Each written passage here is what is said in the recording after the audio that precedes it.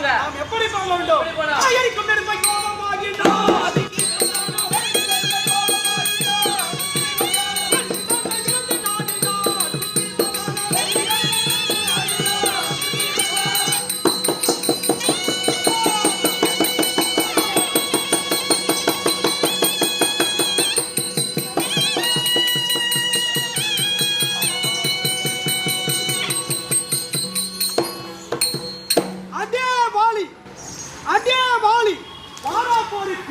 அதே சுக்ரீவா என்னிடம் உரைப்பட்டு போனது பறந்துவிட்டு இப்பொழுது அதே வாலி என்று அழைக்கின்றார்.